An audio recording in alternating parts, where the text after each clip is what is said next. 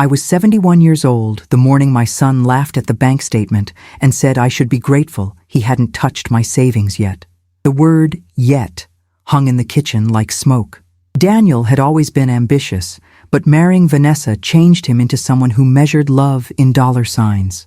She stood beside him that Tuesday, her manicured nails drumming against my counter, already calculating how much of my $160,000 nest egg she could convert into handbags. My late husband Robert had died 3 years earlier, leaving me that money from selling his dental practice. Every cent meant for my final years in the home we'd built together. But Daniel kept saying I was getting old, that I'd be better off in a facility where professionals could watch me. I wasn't senile. I wasn't helpless. I was just tired of being treated like an inheritance instead of a mother. If you've ever had to protect your savings from your own family, subscribe and drop your state. This story is for us. That morning would change everything, though I didn't know it yet. Vanessa had been dropping hints for 6 months about needing a wardrobe refresh for Daniel's new position at the investment firm. She'd scroll through designer websites at my dining table during Sunday dinners, sighing dramatically while showing me $1,000 boots. Daniel would chuckle and say they couldn't afford luxuries on his salary, not yet anyway.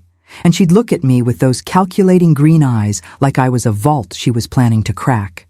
Last month, she'd asked directly if I'd consider lending them $20,000 for renovations to their townhouse.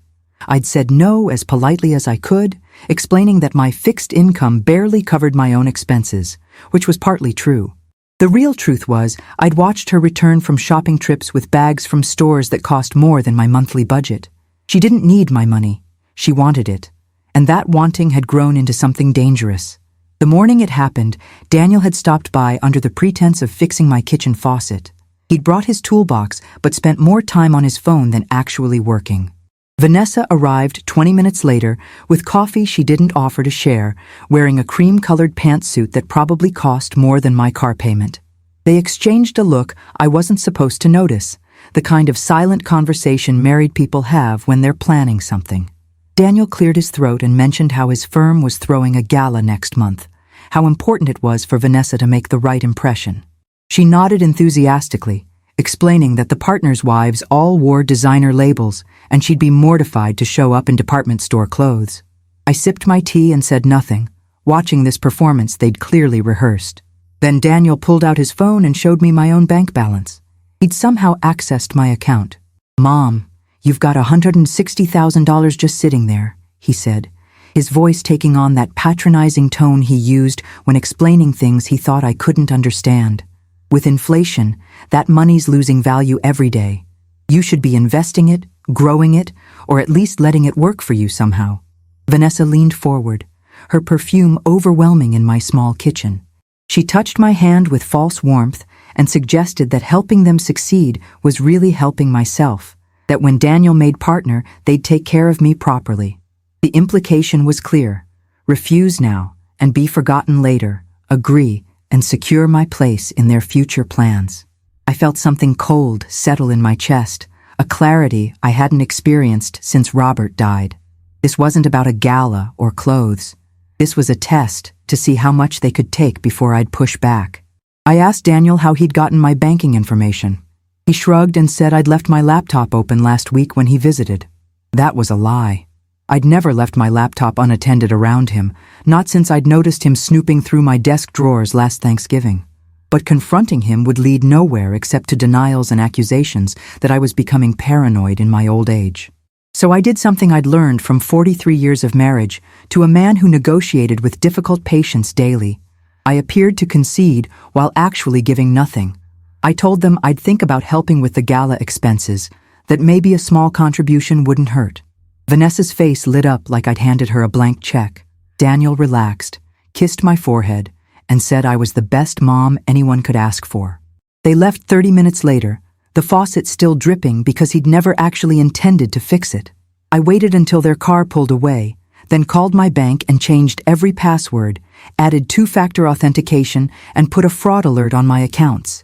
But I'd underestimated how far they'd already planned to go.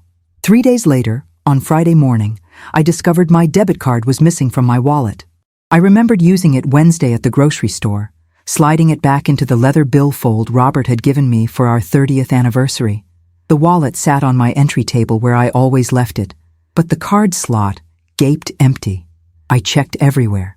Coat pockets, kitchen drawers, even the bathroom counter where I sometimes set things down while washing my hands. Nothing. A sick feeling crawled up my spine as I remembered Daniel hugging me goodbye after that kitchen conversation, how he'd bumped into the entry table and knocked my wallet onto the floor, how he'd picked it up and handed it back with an apologetic smile. He'd taken it then, I was certain, probably while Vanessa distracted me by asking about my rhododendron bush in the backyard. I should have reported it stolen immediately, should have called the bank and had it frozen. But something stopped me, a growing curiosity about how far they'd actually go, what they thought they could get away with. I was old, yes, but I wasn't the helpless widow they'd decided I was. Robert had taught me to keep detailed records of everything, to document and verify, to never assume good intentions when evidence suggested otherwise. So instead of calling the bank, I logged into my account online and set up mobile alerts for every single transaction over $10. Then I called my neighbor Patricia, a 73-year-old retired attorney who'd helped me with Robert's estate. She came over that afternoon with her reading glasses and a legal pad, and I explained everything while she took notes in her precise handwriting. Patricia had warned me months ago that Daniel's interest in my finances seemed predatory, but I'd defended him, insisted he was just concerned about my well-being. Now I knew better. She made a call to someone she knew at the district attorney's office, asking hypothetically about elder financial abuse laws in our state. The answer made my blood run cold. If Daniel had accessed my accounts without permission and taken my card, he'd already committed crimes that could result in serious charges. But Patricia advised waiting, gathering evidence, letting him think he'd succeeded before we acted. She'd seen too many cases fall apart because families confronted abusers too early, before establishing clear patterns of behavior. So we waited. Saturday passed quietly, then Sunday. I went to church and prayed for wisdom, prayed that I was wrong about my own son's intentions, though I knew in my heart I wasn't. Monday morning at 9:47, my phone buzzed with a transaction alert. Purchase attempt for $78,000 at Riverside Luxury Gallery, a high-end boutique 40 minutes away in the city. My heart hammered as I clicked details. The transaction was still pending, meaning the store was verifying the amount, waiting for authorization from the card network for such an unusual purchase on a debit card that typically saw grocery and utility charges. I grabbed my phone and called Patricia, my hands shaking so badly I could barely dial. She answered on the first ring, already alert because I never called this early. I read her the alert details, described the store name and amount, and she told me to stay on the line while she looked them up. I could hear her typing, muttering under her breath. Then she said, Riverside Luxury Gallery was exactly the kind of place Vanessa would shop. Imported designer clothes, Italian leather goods, French perfumes that cost more per ounce than gold. Patricia said we had maybe 20 minutes before the transaction cleared, that I needed to decide right now whether to cancel the card or let it go through and deal with consequences later. Her legal mind was already calculating angles, thinking about evidence and prosecution, but I was thinking about something else entirely. I was thinking about the look on Vanessa's face when she'd touched my hand and called helping them an investment in family. Let it go through, I heard myself say, surprised by how steady my voice sounded. Patricia started to object, began explaining that I'd have to file disputes, that recovering the money might take months, but I cut her off gently. I told her I had a different plan, one that would expose them completely while protecting me legally. She went quiet, then asked what I needed her to do. I said to meet me at the Riverside Luxury Gallery in 1 hour, to bring her phone with video recording ready, and to trust that I knew what I was doing. She agreed reluctantly, making me promise I wouldn't confront them physically or do anything that might jeopardize my safety. I promised, then hung up and stared at my phone, watching the pending transaction notification glow on the screen. My hands had stopped shaking. The scared, confused widow they expected me to be had been replaced by someone harder, someone who'd learned from loving a man who never let anyone take advantage of him. I dressed carefully that morning, choosing the navy blue dress Robert had always said made me look distinguished, the pearl earrings he'd given me for our 40th anniversary. I wanted to look exactly like what I was, A 71-year-old woman who'd raised a son and buried a husband and earned every dollar in her savings account through decades of careful living. I drove to Riverside Luxury Gallery in my 12-year-old sedan, the one Daniel kept saying I should replace with something more suitable for a woman my age, by which he meant something that would require me to drain savings and become more dependent on him. The store sat in an upscale shopping district I'd never had reason to visit, all gleaming windows and marble facades. I parked 3 spaces down from Daniel's silver BMW and sat there for a moment, breathing deeply, watching the entrance. Patricia pulled up 5 minutes later in her practical Honda, gave me a nod through her window, and we walked in together. The store interior looked like something from a movie. Crystal chandeliers, cream carpets so thick my shoes sank into them, and soft classical music playing from hidden speakers. A security guard stood near the entrance, eyeing us with the polite suspicion reserved for customers who looked too ordinary for the merchandise. To our right, I spotted them immediately. Vanessa at the checkout counter with a mountain of shopping bags, Daniel standing beside her with his wallet out, both of them laughing like they'd just won the lottery. My card, my stolen card, sat on the counter between them, and a saleswoman who wore more makeup than I'd owned in my entire life. The saleswoman was processing the transaction, her manicured fingers flying over the register keyboard while Vanessa described each purchase with breathless excitement.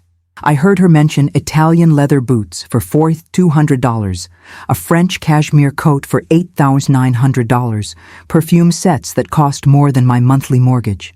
Daniel's hand rested on her shoulder, proprietary and proud. I touched Patricia's elbow and we moved closer, staying partially hidden behind a display of designer handbags that probably cost more than my car. Patricia had her phone out, recording discreetly, capturing everything. The saleswoman ran the card through her machine, frowned slightly, tried again. Vanessa's smile faltered just a fraction. The saleswoman picked up the store phone and spoke quietly to someone, probably their fraud department or the payment processor, asking why a 71-year-old woman's debit card was being used for a $78,000 purchase 40 miles from her usual shopping area. I'd been banking at the same institution for 38 years. They knew my patterns, knew this wasn't me. The saleswoman hung up and said something to Vanessa I couldn't quite hear, but I saw my daughter-in-law's expression shift from confident to concerned.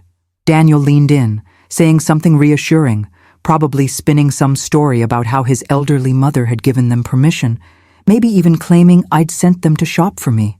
That's when I stepped forward, Patricia right behind me, and said in a voice that carried across the quiet store, "Excuse me, but I believe that's my card you're using." The effect was instantaneous and spectacular. Vanessa's face went from tan to pale in seconds, her mouth opening and closing without sound.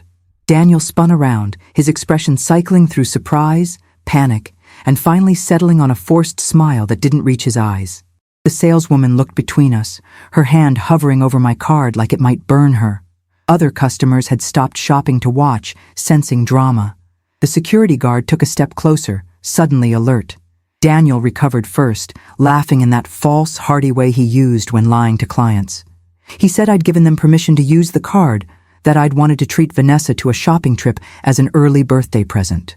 He looked at me expectantly, waiting for me to play along, to be the confused old woman who'd simply forgotten the arrangement. Instead, I turned to the saleswoman and said clearly, "That card was stolen from my home 3 days ago. I did not give anyone permission to use it, and I'm here to report it as fraudulent before the transaction completes." Patricia stepped forward, introducing herself as my attorney and handing the stunned saleswoman a business card. She said we'd be filing a police report for theft and attempted fraud, and that the store would be wise to preserve all security footage from today. The silence that followed was deafening. Vanessa found her voice first, shrill and desperate, insisting this was all a misunderstanding, that I'd clearly gotten confused, that she'd called me just this morning to confirm it was okay to borrow the card. I pulled out my cell phone and showed the saleswoman my call log. No incoming calls from Vanessa today, yesterday, or any day this week. Then I showed her my bank alerts, proving I'd just discovered the unauthorized transaction 20 minutes ago. Daniel's face had gone red, veins standing out on his neck the way they did when he was truly angry. He abandoned the confused act and switched to intimidation, stepping close to me and saying in a low voice that I was embarrassing him, ruining his career, destroying his family over a misunderstanding that could be resolved quietly at home. He said if I insisted on making a scene, he'd have me evaluated for dementia, would tell everyone I'd become paranoid and unstable since Dad died. The threat hung between us like poison. This was the moment he'd been building toward for months, maybe years. The moment when he'd establish himself as the reasonable son dealing with a declining mother, positioning himself to take control of my finances legally through guardianship or conservatorship. I saw the whole strategy clearly now, how carefully he'd laid groundwork with comments about my age, my forgetfulness, my inability to manage alone. But he'd miscalculated badly, because I had witnesses, recordings, and documentation. Patricia stepped between us, her small frame somehow commanding, despite being 4 inches shorter than Daniel. She informed him in her crisp attorney voice that threatening a senior citizen with false incompetency proceedings while actively committing financial crimes against her was an exceptionally poor decision. She said she'd been documenting his behavior for weeks, that she had statements from my doctor confirming my cognitive health was excellent, and that if he continued this conversation, he'd be providing evidence for additional charges of elder abuse and intimidation. The security guard had moved closer now, hand on his radio, waiting to see if he needed to call police. The saleswoman had already voided the transaction, my card sitting isolated on the counter like evidence at a crime scene. Other store employees had gathered, sensing something serious was happening. Vanessa grabbed Daniel's arm, whispering urgently that they should leave, just leave right now before things got worse. But Daniel couldn't let it go, couldn't accept that his plan had failed so completely. He turned to the growing audience of staff and customers and began explaining loudly that I was his elderly mother who'd become increasingly confused, that he had power of attorney, which was a lie, and that he was acting in my best interests by managing my finances before I squandered everything. He painted himself as the dutiful son, burdened by a mother who didn't understand her own limitations. Several people nodded sympathetically, ready to believe the narrative of a declining widow and her concerned child. That's when Patricia pulled out her phone and played a recording I didn't know she'd made. Daniel from 3 weeks ago, at her house during a neighborhood barbecue, telling another guest that I had a fortune just sitting there, that would be his eventually, that he just needed to wait for nature to take its course or speed things up with a nursing home. His own voice, drunk and careless, admitting to predatory intentions. The sympathetic nods stopped. The saleswoman picked up her phone and called the police without asking anyone's permission. She stated clearly that there was an attempted fraud in progress involving a stolen card and a senior victim, that all parties were still on scene. Daniel's face shifted from red to gray as he realized how thoroughly caught he was. He made one last attempt, turning to me with tears in his eyes, actual tears, and saying he was sorry, that Vanessa had pressured him, that he'd never meant for things to go this far. He begged me not to do this, not to destroy his life over one mistake. But we both knew it wasn't one mistake. It was months of manipulation, isolation attempts, financial snooping, and finally theft. It was every time he'd suggested I was too old to live alone, every comment about my memory, every hint that my money would be better managed by him. It was the systematic dismantling of my autonomy disguised as filial concern. Vanessa had gone silent, her designer dreams crumbling around her like tissue paper. She dropped into a nearby chair, surrounded by shopping bags she'd never take home, her hands shaking as she realized she'd married a man who'd steal from his own mother and implicated herself completely in the crime. The police arrived in 12 minutes. 2 officers, 1 male and 1 female, both professional and calm. They separated us immediately, taking statements in different corners of the store. I told my story chronologically, showed them my bank alerts, explained about the missing card, and Daniel's unauthorized access to my accounts. Patricia provided her documentation, including the recording of Daniel's admission. The female officer asked if I wanted to press charges, and I said yes without hesitation. She nodded approvingly, said too many elder abuse cases went unreported because family members felt guilty or ashamed. But I felt neither. I felt clear-headed and certain, perhaps for the first time since Robert died. Daniel was arrested on the spot, handcuffed in the middle of Riverside Luxury Gallery, while customers filmed on their phones and employees whispered behind displays. The male officer read him his rights in a monotone that made the words sound almost routine. Theft, fraud, elder financial abuse, identity crimes. Each charge carried years of potential prison time. Vanessa wasn't arrested, but was told she'd likely face charges as an accomplice since she'd knowingly used stolen property to make purchases. She started crying then, loud theatrical sobs, claiming she hadn't known the card was stolen, that Daniel had told her I'd agreed. But the saleswoman quietly mentioned that Vanessa had joked earlier about finally getting access to the mother-in-law's treasure chest, a comment that 3 employees had heard and would happily attest to. The officer made notes, and Vanessa's sobs turned real. I watched all of this from my corner with Patricia, feeling strangely disconnected, as if I were watching a play about someone else's life. The officers said I'd need to come to the station to complete a formal report, that there would be court dates and depositions, that this process could take months. I nodded, understanding. Patricia said she'd help with everything, would recommend a good prosecutor if the district attorney's office didn't handle it aggressively enough. As they led Daniel toward the exit, he looked back at me one last time. His expression held no remorse, only rage, pure, undiluted fury that I dared to fight back, that I'd refused to be the easy victim he'd expected. In that moment, I saw him clearly for the first time in years, maybe ever. This wasn't my little boy who'd scraped his knee and cried in my arms. This wasn't the son who'd graduated college and made me proud. This was a stranger who'd learned to view family as resources to exploit, love as leverage to manipulate. Robert would have been heartbroken, but he also would have done exactly what I'd done. After they left, the store manager appeared, a distinguished man in his 50s who apologized profusely for what had happened on his premises. He offered me water, a chair, privacy to collect myself.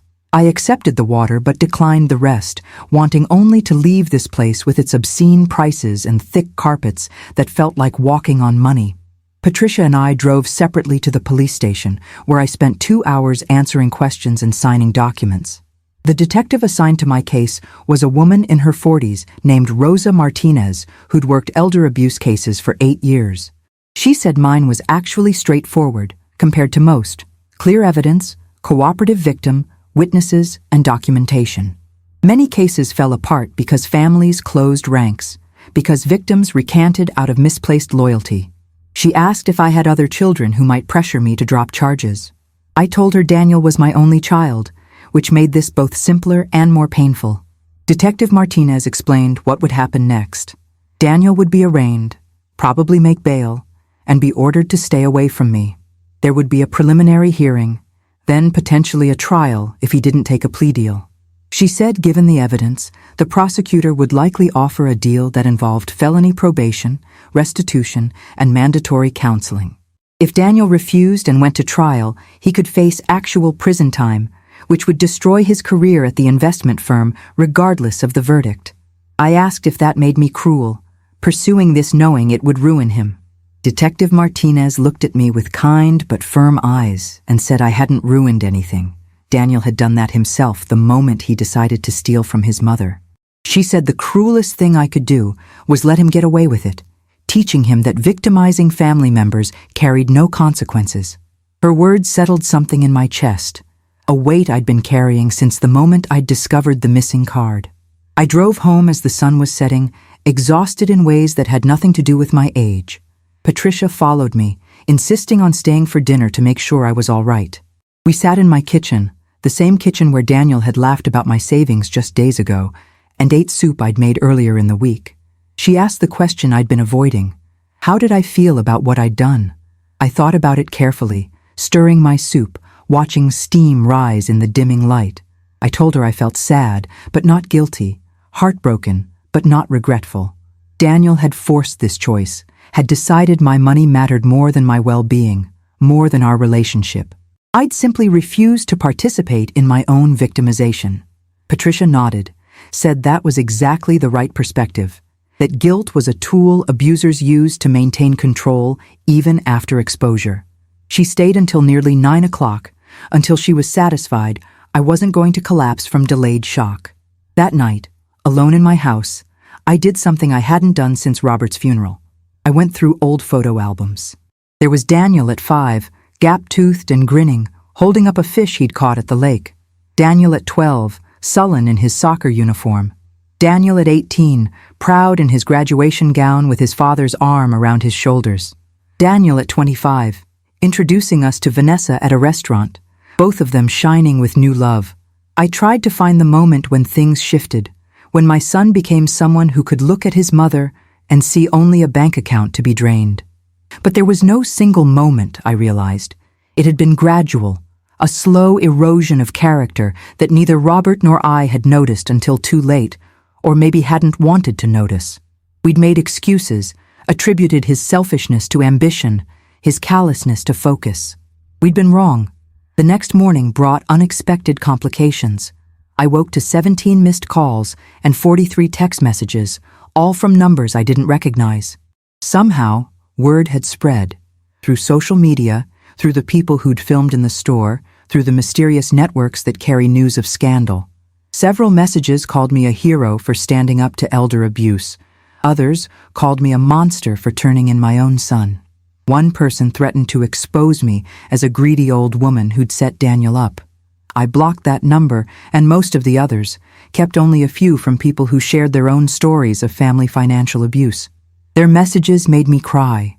A daughter whose son had stolen her house, a widower whose daughter had emptied his retirement account, a woman whose grandson had forged her signature on loan documents. They thanked me for being brave enough to fight back when they hadn't been able to. Patricia called at 10 to warn me that local news stations had picked up the story, that I should expect reporters at my door. She was right. The first one arrived at 11:30, a young woman with perfect hair and aggressive questions about whether I felt guilty, whether I'd consider reconciling with Daniel, whether I thought my actions were proportionate to his crime. I didn't answer, simply closed the door and drew my curtains. But the questions burrowed into my mind anyway. Was I being proportionate? Daniel hadn't physically hurt me, hadn't left me destitute. He'd stolen a card and attempted fraud, crimes that sounded almost mundane when stated plainly.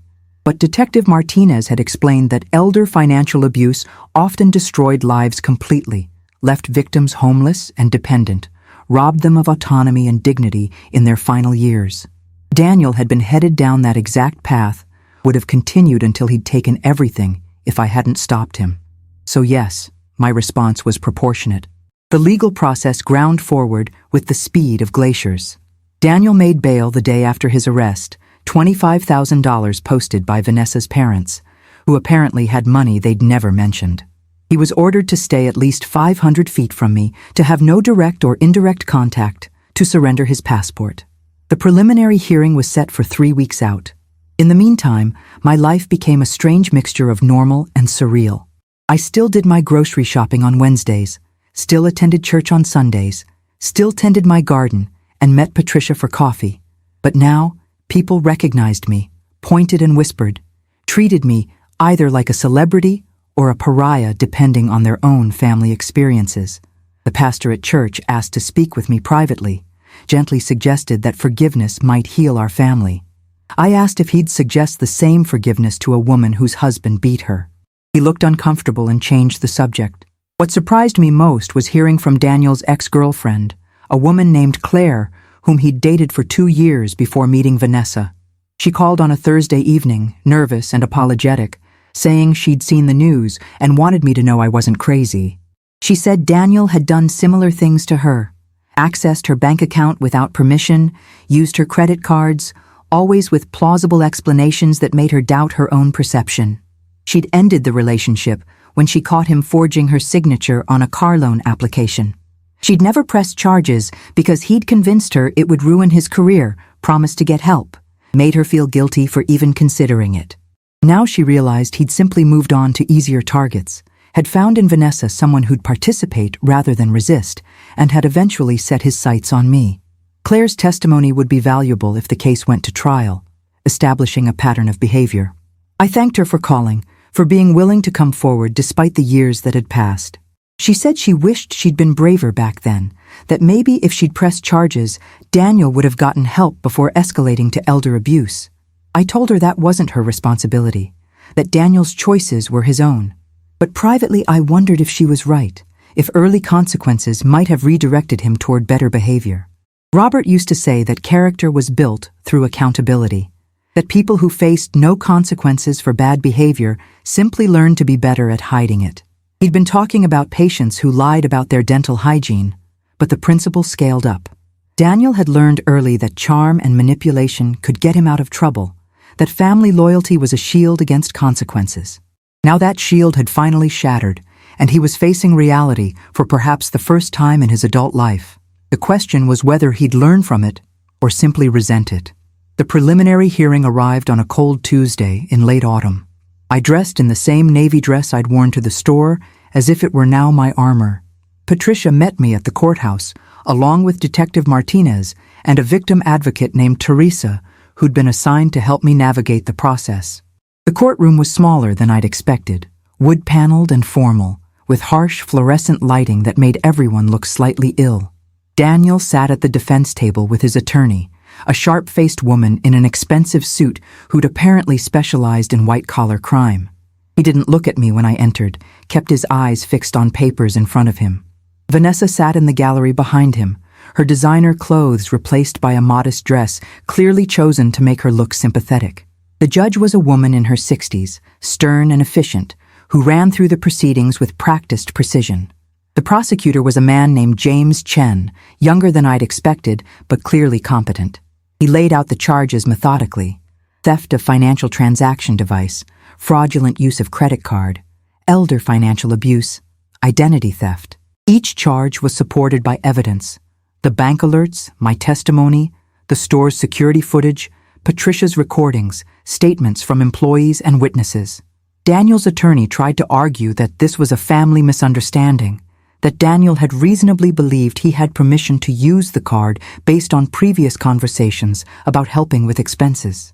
But the prosecutor had transcripts of my bank security procedures showing that I'd added fraud alerts specifically because I suspected unauthorized access, that I'd never authorized anyone to use my cards.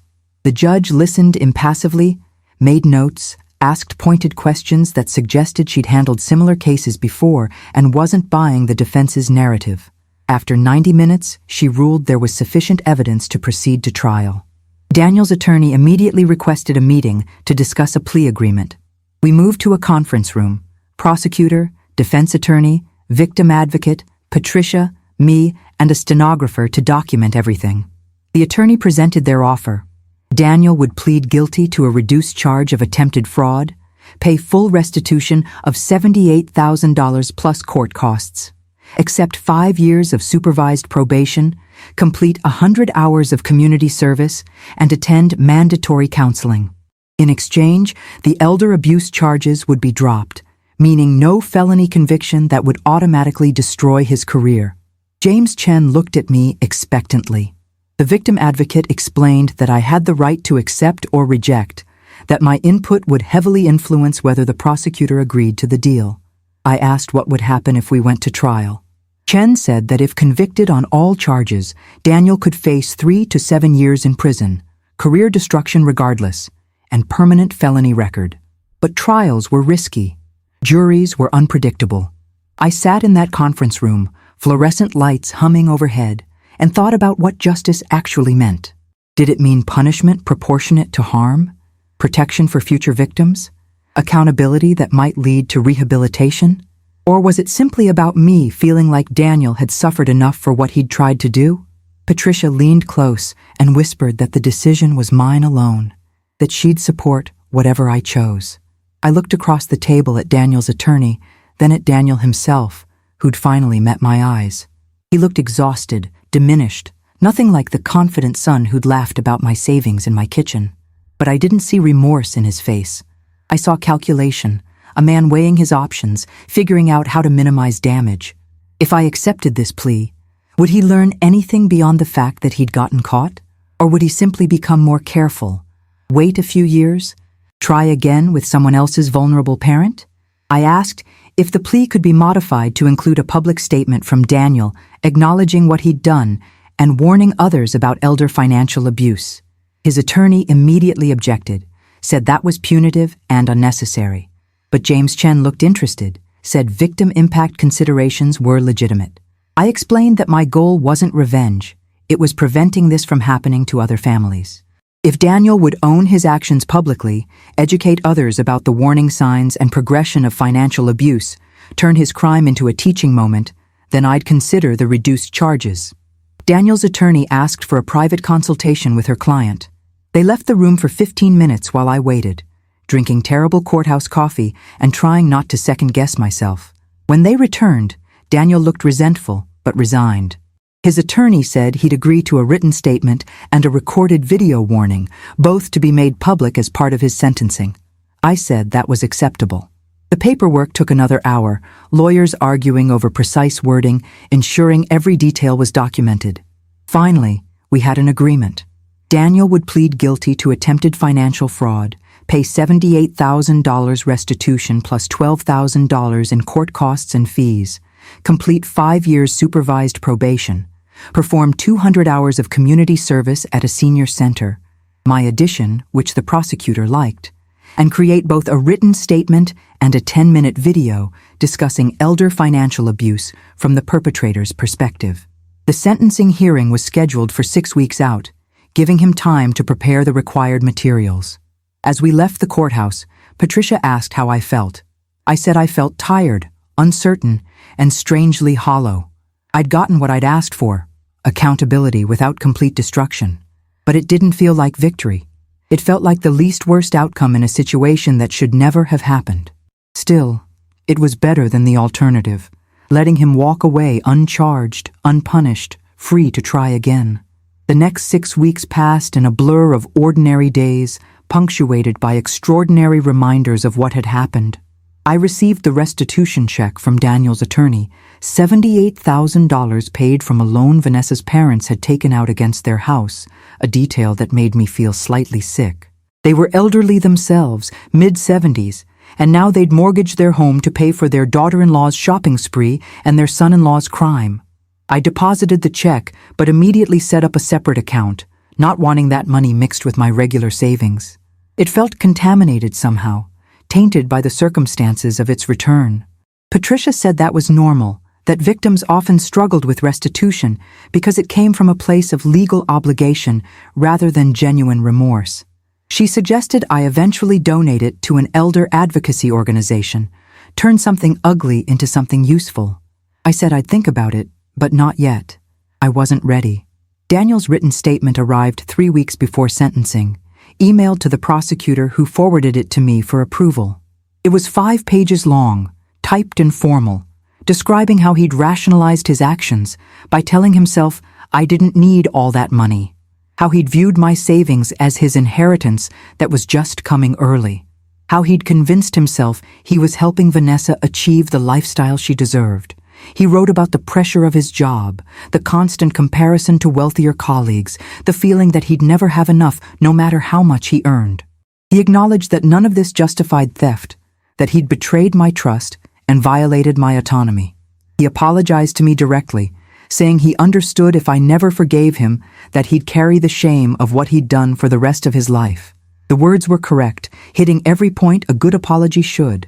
But they felt rehearsed, written by his attorney, carefully crafted to minimize future liability. The video was worse. I watched it alone in my living room, laptop balanced on my knees, tissue box nearby, though I wasn't sure who I'd be crying for. Daniel sat in a plain room against a neutral background, wearing a button-down shirt that made him look younger than his 34 years. He recited statistics about elder financial abuse, how it affected 1 in 10 seniors, how family members were the perpetrators in 60% of cases, how victims often lost their homes and independence. He described his crime in clinical terms, walking through each decision point where he could have stopped but didn't. He talked about warning signs family members should watch for: unusual interest in finances, isolation of elderly relatives, sudden changes in banking patterns. His delivery was smooth, practiced, almost detached, as if he were presenting a case study about someone else rather than confessing his own predatory behavior. It made me angry in ways I hadn't expected. I called Patricia and told her I wasn't sure I could accept the plea after all, that Daniel's apology felt mechanical and his video felt performative. She came over that evening, watched both the video and my reaction to it, then said something that shifted my perspective. She said I was judging Daniel's internal state when I could only truly know his external actions. Whether he felt genuine remorse or was simply going through motions didn't change the fact that he'd created materials that would help educate others, that he'd face 5 years of supervised accountability, that he'd have a criminal record that would follow him. My job wasn't to reform his soul or ensure he felt appropriately guilty. My job was to protect myself and potentially other vulnerable people from someone who'd proven willing to exploit family for financial gain. The plea agreement did that, regardless of Daniel's inner emotional truth. She was right, but accepting that felt like swallowing stones. The sentencing hearing was scheduled for December 15th, just 10 days before Christmas. The courthouse was decorated with tasteful wreaths and white lights, a jarring contrast to the serious business conducted inside. The courtroom was more crowded this time. Several reporters, some advocates from elder protection organizations, a few people I didn't recognize who'd apparently followed the case. Daniel sat at the defense table in a dark suit, Vanessa beside him in the gallery looking gaunt and miserable. The judge reviewed the plea agreement, asked Daniel directly if he understood the terms, and agreed to them voluntarily. He said yes in a steady voice. The judge then invited me to make a victim impact statement. I hadn't prepared anything formal, had decided that morning to speak from the heart. I stood, felt 71 years of life in my knees and back, and began. I talked about trust, about the specific betrayal of a child victimizing a parent. I said that Daniel hadn't just stolen money. He'd stolen my sense of safety in my own family, my ability to trust my own judgment about people I'd loved. I described the loneliness of realizing your only child views you as a resource rather than a person, the specific grief of mourning someone who's still alive but fundamentally changed beyond recognition. I said I hoped the counseling he'd been ordered to attend would help him understand the harm he'd caused, not just to me, but to himself, to Vanessa, to the broader community of families who'd see his case and wonder if their own relatives were capable of similar betrayals. I said I'd accepted the plea agreement not because I'd forgiven him, I hadn't, but because I believed in rehabilitation over pure punishment, in second chances earned through genuine accountability.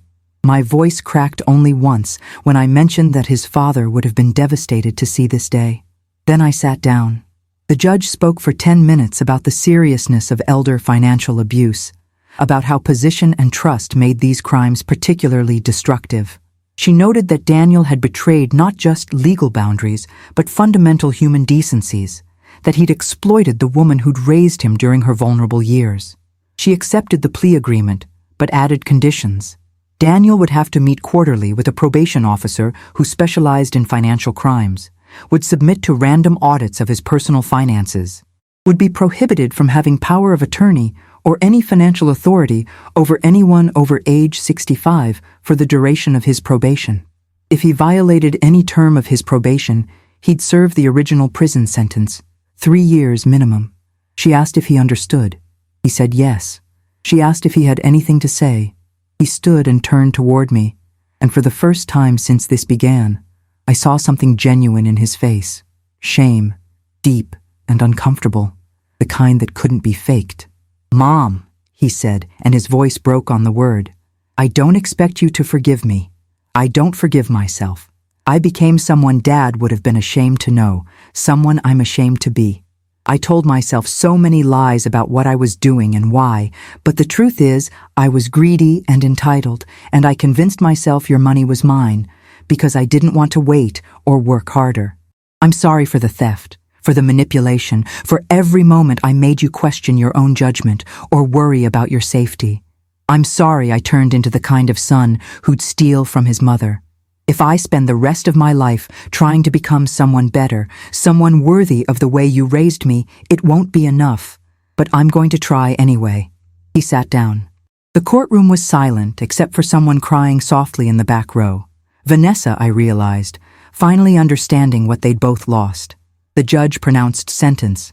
Guilty plea accepted. 5 years supervised probation beginning immediately. Restitution acknowledged as paid in full. 200 hours community service to begin within 60 days. Mandatory counseling weekly for the first year. Then monthly thereafter. Public release of written statement and video authorized. Court adjourned. People stood and gathered belongings. Daniel was led away by his probation officer for processing.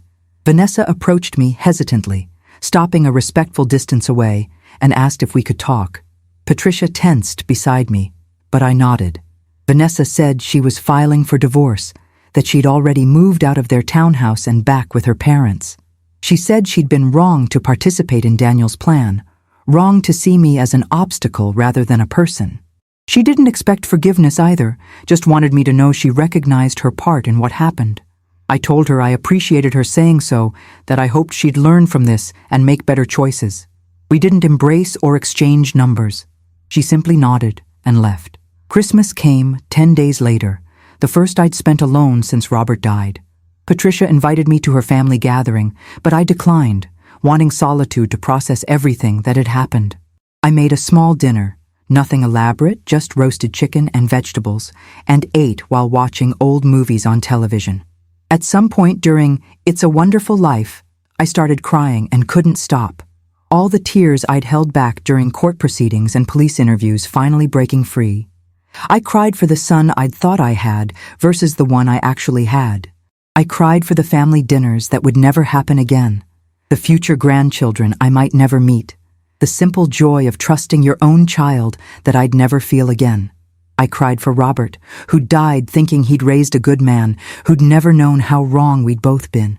And I cried for myself, for having to be strong when I'd wanted to be soft, for having to protect myself from someone I'd protected his whole life. But after the tears stopped, something shifted. I felt lighter somehow, as if the crying had washed away not just grief, but also the last remnants of doubt about my choices. I'd done the right thing.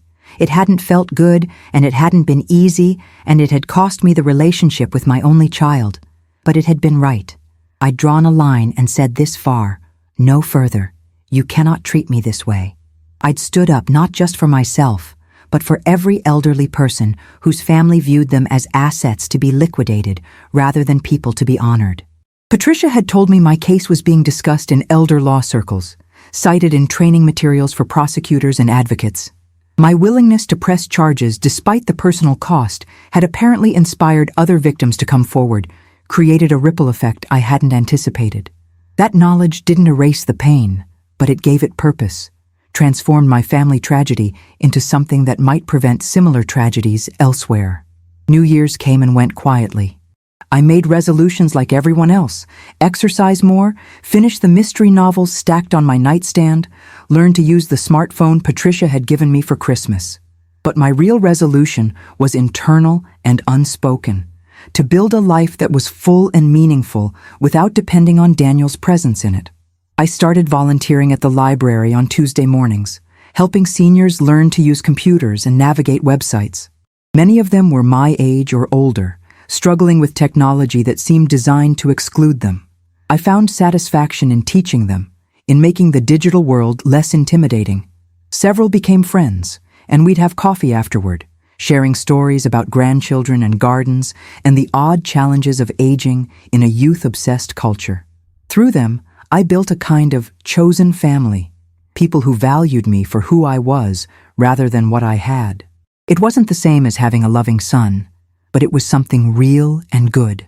In March, 6 months after the sentencing, I received an unexpected letter. The return address was from a medium-security correctional facility 3 states away, and the name was unfamiliar, Marcus Chen, inmate number included. I almost threw it away, assuming it was some prison scam targeting elderly people, but something made me open it. Inside was a handwritten letter on lined paper, the handwriting careful and measured. Marcus Chen explained that he was serving time for elder financial abuse. He'd stolen nearly $200,000 from his grandmother through forged checks and wire transfers. He'd seen Daniel's video as part of a mandatory rehabilitation program in prison and had been struck by the parallels to his own crime. but he wrote primarily to thank me. He said seeing a victim who'd fought back, who'd refused to let family guilt silence her, had changed his understanding of what he'd done. He'd always told himself his grandmother had plenty of money, wouldn't really miss it, would have given it to him eventually anyway. But Daniel's description of the harm, the betrayal, the loss of trust, the specific grief of familial exploitation, had finally made Marcus understand his grandmother's perspective. He'd written to her from prison, apologizing fully for the first time without excuses or justifications. She'd written back, cautiously, and they were slowly rebuilding some form of relationship. He said that wouldn't have happened without the educational materials I'd insisted Daniel create, without my willingness to speak publicly about what happened. His letter was 7 pages long, raw and honest, admitting to patterns of manipulation that stretched back to his teenage years. He included his grandmother's address, suggesting I might write to her if I wanted to connect with someone who truly understood what I'd been through. I sat with that letter for a week before responding, thinking about the strange ways actions ripple outward, how my private pain had somehow contributed to another family's healing. Eventually, I wrote back to Marcus, and separately to his grandmother, a woman named Helen who lived in Arizona. Helen and I became pen pals, old-fashioned as that sounds in an age of instant messaging. We wrote actual letters on paper, mailed them with stamps, waited days for responses. She was 76, 3 years widowed, her grandson the youngest of 4 grandchildren, and the only one who'd stolen from her. She described the same pattern I'd experienced: the gradual erosion of boundaries, the financial snooping disguised as concern, the pressure to hand over control of her money for her own good. Unlike me, she'd initially refused to press charges, had let Marcus's parents convince her that family matters should stay private. He'd stolen again within months, embezzling from his employer this time, and only then faced criminal consequences. She lived with guilt about not stopping him earlier, wondering if her silence had enabled his escalation.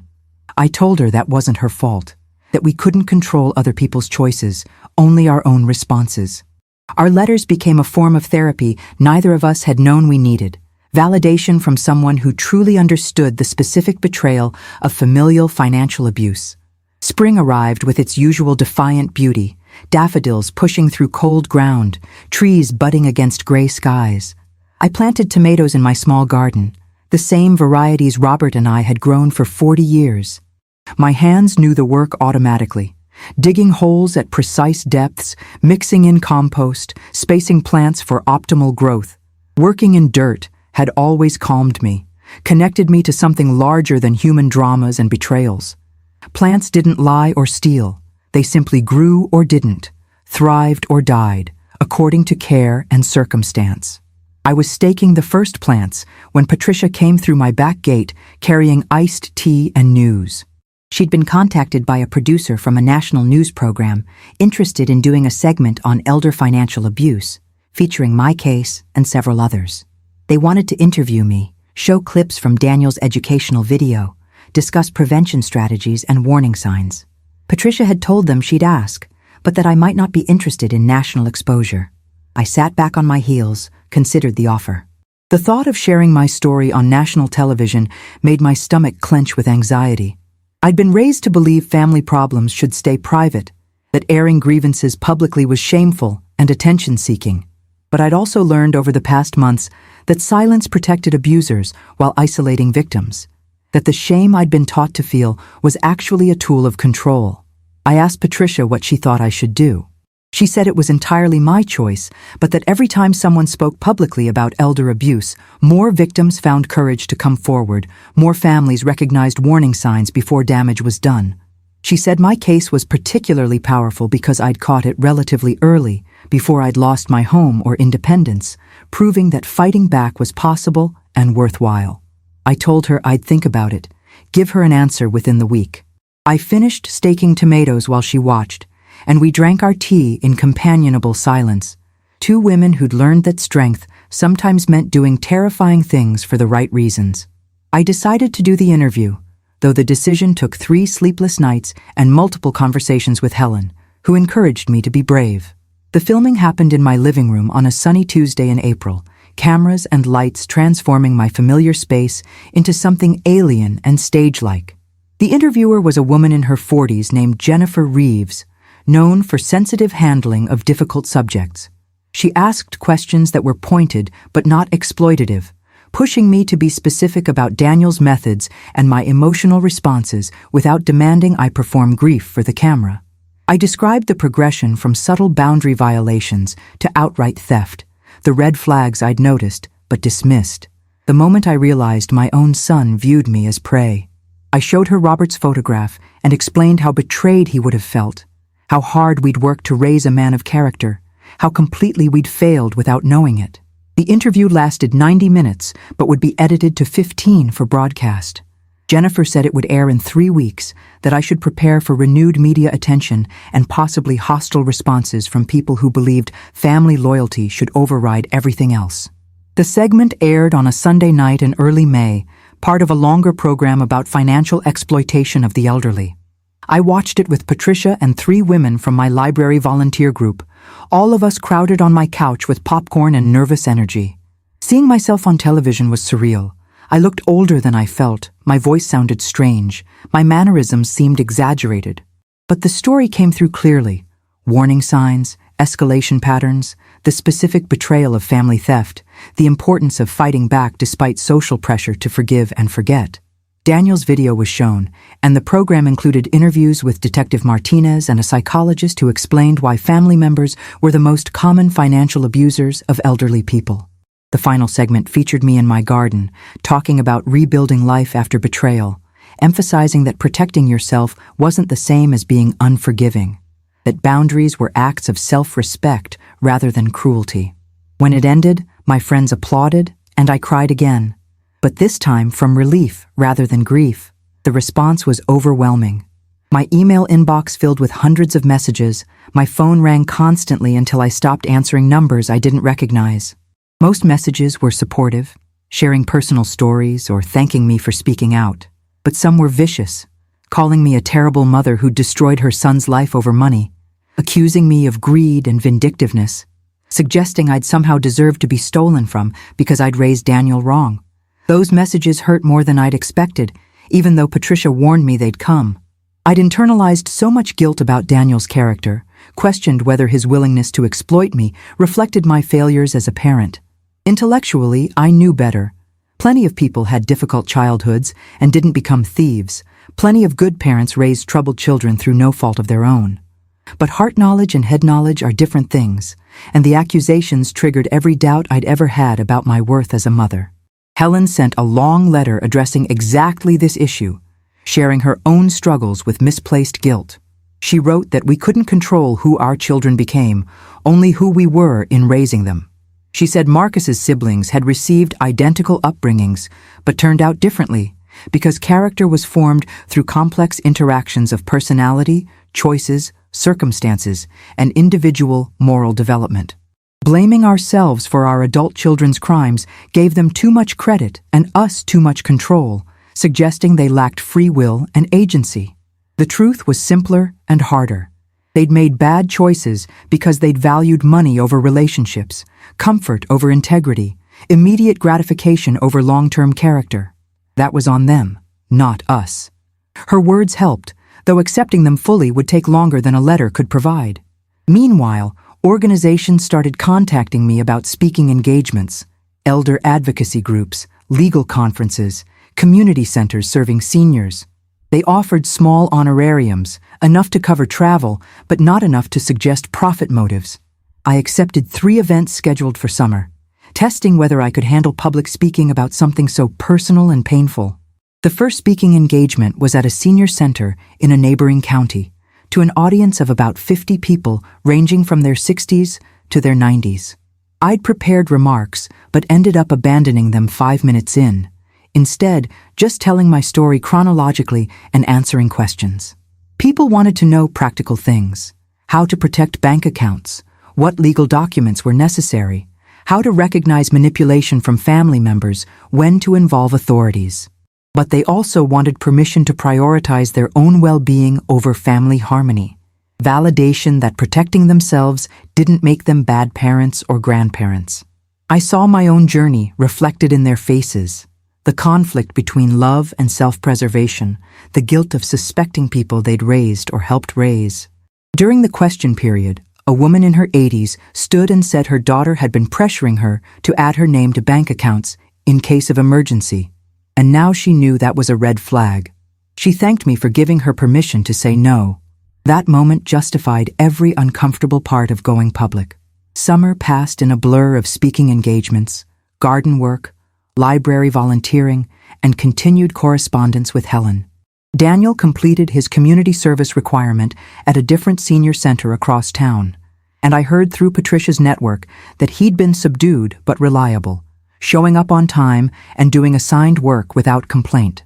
His probation officer reported that he was attending counseling regularly, had maintained stable employment despite his conviction, and hadn't violated any probation terms.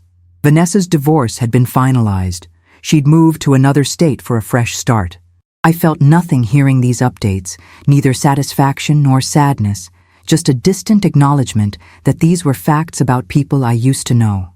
My life had moved forward in ways that didn't include space for Daniel's rehabilitation or struggles. Maybe that made me cold. Patricia said it made me healthy, that I'd set appropriate boundaries and was maintaining them. But late at night, I sometimes wondered if I should reach out, offer some gesture toward eventual reconciliation. Then I'd remember his face when he laughed about my savings, and I'd know I wasn't ready. Maybe I never would be. In August, a year after the arrest, I received certified mail from Daniel's attorney. Inside was a letter from Daniel himself, handwritten on personal stationery. He wrote that his probation officer had approved him writing to me once, that this would be his only attempt to contact me unless I responded indicating I was open to more communication. He said his year of counseling had helped him understand things about himself he'd avoided confronting. His sense of entitlement, his tendency to view relationships transactionally, his deep-seated resentment about never feeling successful enough despite objective achievements. He said he'd built his identity around career advancement and financial status, and when those things didn't materialize as quickly as he'd expected, he'd blamed external factors rather than examining his own character. Stealing from me had been the culmination of years of small moral compromises, each one making the next easier. He said he was working to become someone different, someone who measured worth in relationships and integrity rather than bank balances and designer labels. He asked nothing from me, made no requests for forgiveness or reconciliation, simply said he wanted me to know he was trying to change. I read the letter 3 times, looking for manipulation or hidden agendas, but found only what appeared to be genuine self-reflection. I showed it to Patricia, who read it carefully, then said it seemed like real progress, the kind of insight that couldn't be faked easily. She asked what I wanted to do. I said I didn't know. That part of me wanted to respond, to encourage his growth, to leave the door open for possible future relationship. But another part of me, the part that had learned to prioritize my own well-being, wanted nothing to do with him, regardless of his apparent change. I'd built a good life without him, found purpose and connection in ways that didn't involve my son. Opening that door again meant risking everything I'd built, letting in someone who'd proven capable of devastating betrayal. Patricia said there was no rush to decide, that I could sit with the letter for weeks or months, that my timeline was the only one that mattered. So I filed it away in a drawer with court documents and sat with my uncertainty. September brought my 72nd birthday, celebrated with friends I'd made through volunteering and advocacy work. Patricia hosted a small party at her house, nothing elaborate, just cake and coffee and warm conversation.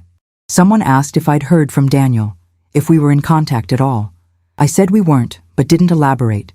The question made me uncomfortable, reminded me that even people who'd supported me through everything assumed family reconciliation should be the ultimate goal, the happy ending that made suffering worthwhile. But maybe some relationships weren't meant to be restored. Maybe some betrayals severed bonds permanently, and that was okay, even healthy. I'd given Daniel life and love and every advantage I could provide. He'd repaid that with exploitation and theft. I'd held him accountable through legal channels, insisted he face consequences, even facilitated his education of others through the video and statement requirements. I'd done my part. Anything beyond that, forgiveness, relationship restoration, ongoing mother-son connection, was optional. something I could choose or decline based solely on what served my well-being. That realization felt like freedom. In October, I spoke at a national conference on elder law, the largest audience I'd addressed. Over 300 attorneys, advocates, and social workers gathered to discuss legal protections for aging populations.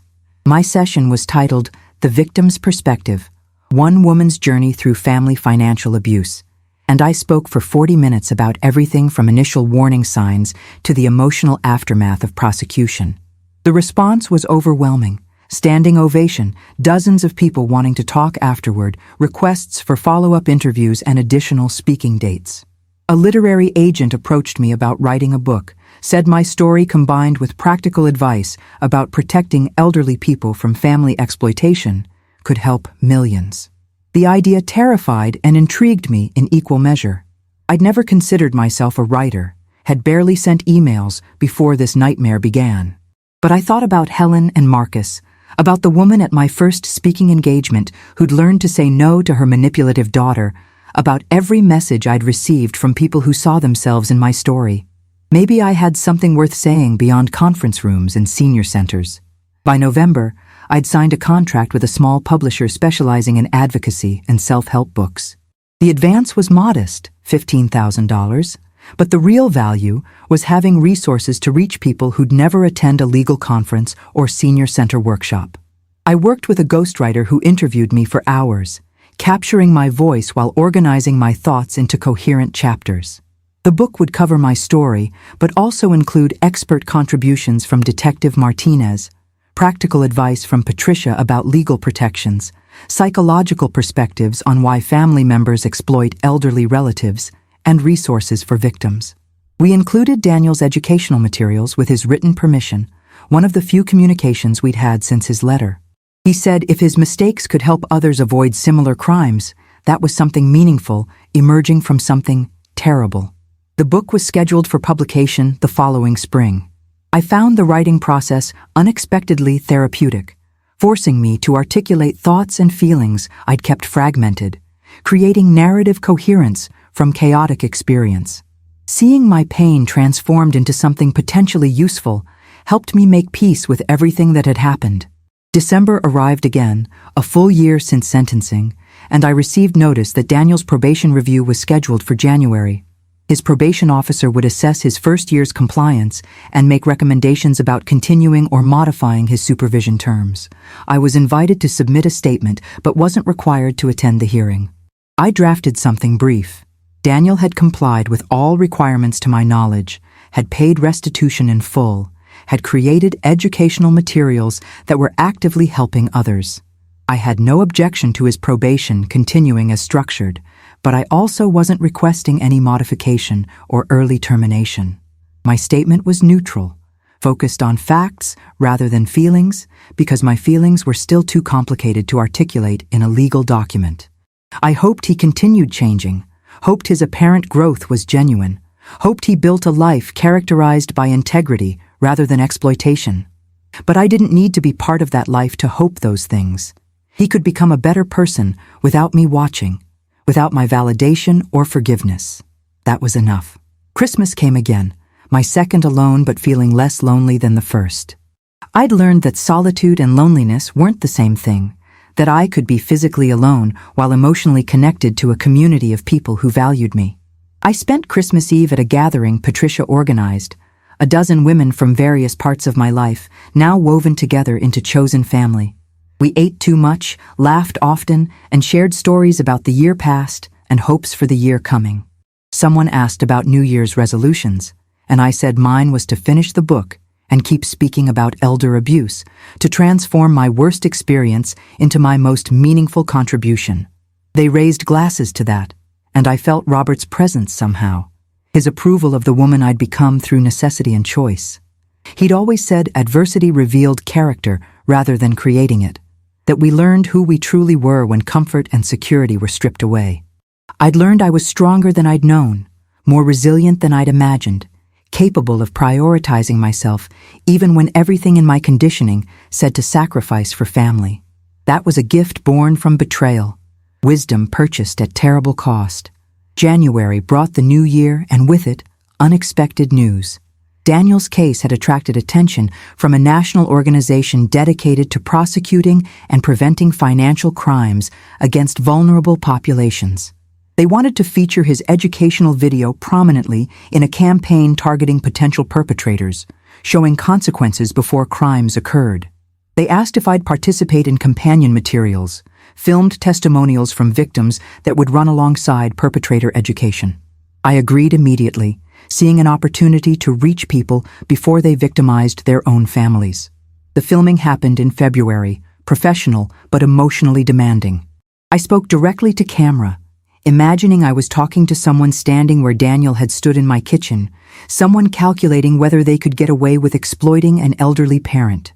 I told them they'd lose more than they'd gain, that the money would never be worth the permanent destruction of relationship, the weight of guilt if they retained any conscience at all.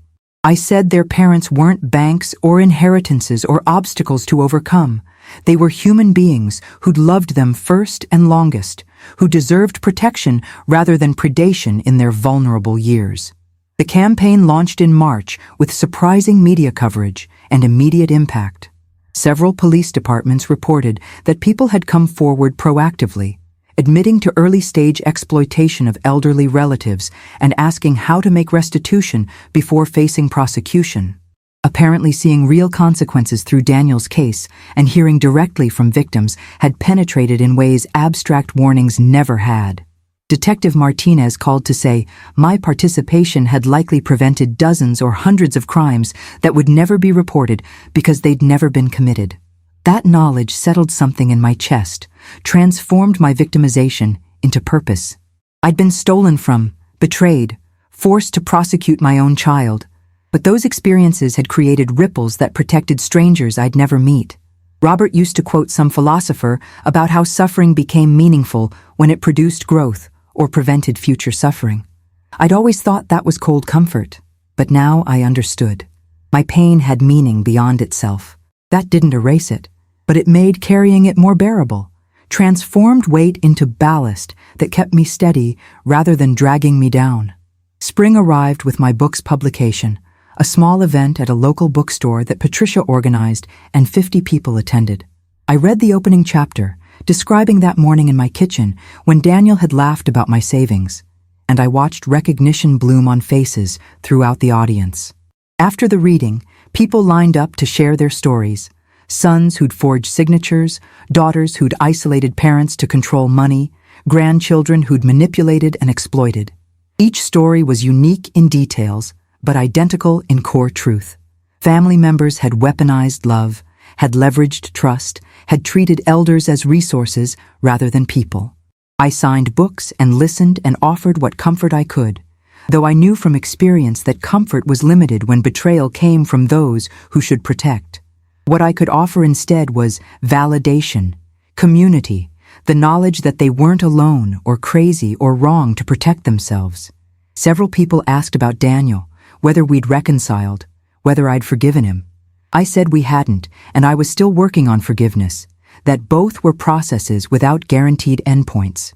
Some looked disappointed, wanting the neat resolution of restored family harmony. Others nodded understanding, recognizing that some fractures don't heal, and that's okay too. My 73rd birthday came in September, celebrated quietly with people who'd become essential. Patricia, Helen, who'd flown in from Arizona, Detective Martinez, who'd become a friend, 3 women from my speaking circuit who'd shared their own survival stories. We gathered in my garden, now thriving in its 2nd season under my sole care, tomatoes heavy on vines and flowers rioting in colors Robert would have loved. Someone asked what I'd learned from everything that happened, what wisdom I'd distilled from nightmare. I thought about it carefully, watching bees work flowers, feeling sun on my aging face. I said I'd learned that protecting yourself isn't selfish, that boundaries are acts of self-love rather than cruelty, that family is defined by behavior rather than biology. I'd learned that strength looks different than I'd imagined, not stoic endurance of mistreatment, but willingness to name it and refuse it. I'd learned that recovery doesn't mean returning to who you were before, because that person couldn't have survived what came after. Recovery means becoming someone new, someone shaped by trauma but not defined by it, someone who carries scars but isn't reduced to them. The sun set over my garden while we talked and laughed, and I felt something I hadn't experienced since before Robert died. Contentment. Not happiness exactly, because happiness felt too light for everything I carried, but contentment. The deep satisfaction of living aligned with my values, of having protected what mattered most, even when it cost everything I'd thought mattered. My son was alive somewhere, hopefully becoming better than he'd been, but he wasn't here, and that was appropriate. My money sat secure in accounts he couldn't access, funding a life he hadn't destroyed despite trying. My days were filled with purpose, speaking, writing, volunteering, connecting with people who saw me clearly and valued me authentically. Robert's memory blessed rather than haunted me. His lessons about integrity and accountability proved right, even when applying them hurt. I was 73 years old, alone but not lonely, wounded but not broken. A woman who'd faced the worst and discovered she was strong enough to survive it. That was more than enough. That was everything.